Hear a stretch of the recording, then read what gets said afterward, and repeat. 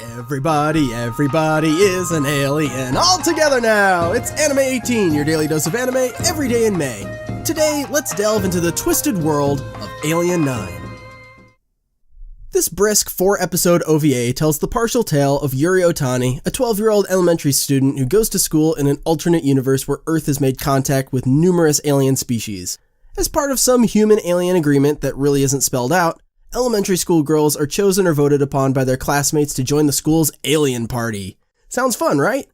This club mostly entails rounding up invading aliens on the school grounds during the school day, while wearing a symbiotic alien frog hat that can lash out metallic tentacles should the host be in danger. Pretty sweet gig.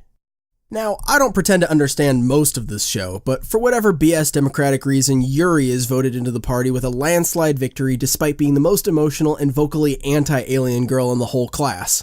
Her fellow party members Kumi and Kasumi, yeah, good luck trying to keep those names straight, are the class president and child prodigy respectively, and vastly outqualify poor Yuri.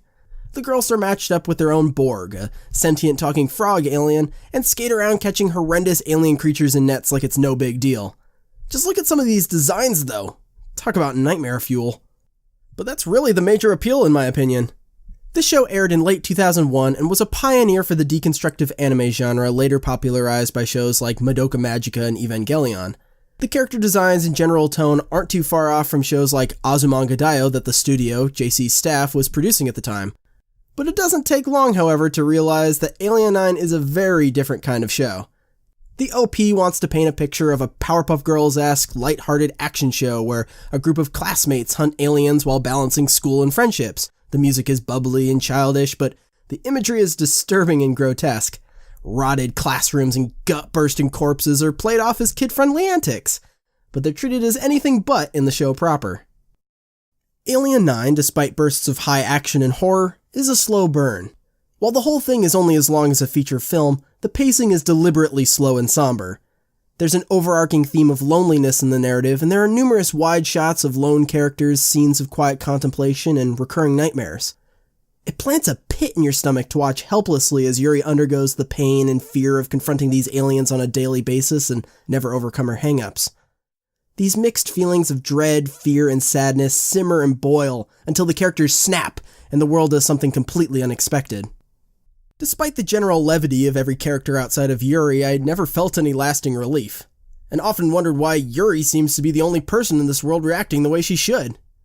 Maybe that's why the whole third episode is devoted to a schlocky beach episode where the 4 main girls go to stay at Kasumi's beach house and watch fireworks and play Truth or Dare and nothing interesting happens.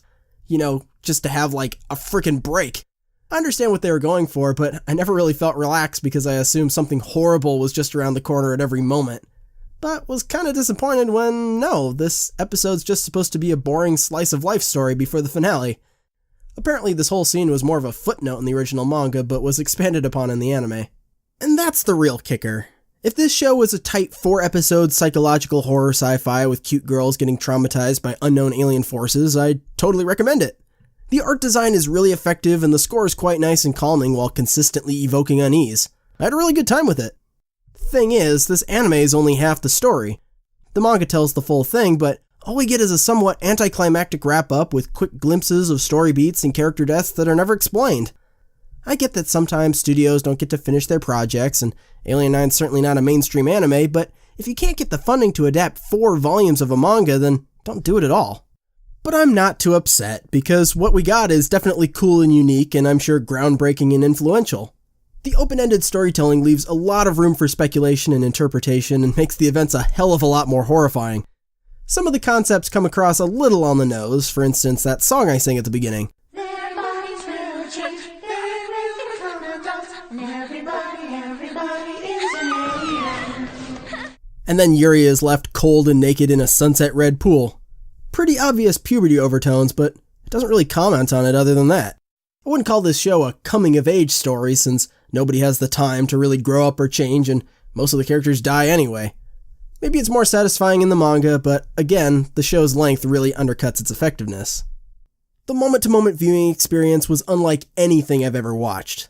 The whole appeal rests so hard on piecing together the narrative and the insane alien designs, but it works. I was completely under its spell, but by the end I wasn't left with anything to hold on to. I love speculating character motivations, but there just wasn't enough to chew on, and the show is deliberately confusing and unwilling to explain itself in order to make the alien threat feel more unknowable and horrifying. I just wish there could have been some middle ground, so the aliens could still evoke some genuine fear while giving the viewer somewhere to stand or a satisfying conclusion for the human cast. That said, Alien 9 is still worthwhile, even as just an art house piece of history. The 2D and 3D are almost indistinguishable, and the detailed gore is quite the spectacle. Unfortunately, the characters and story fail to leave a lasting impact. Well, after all that, I could use a break, but there's no rest for the wicked, and we've got plenty more anime to watch, so see you tomorrow for more AniMay18.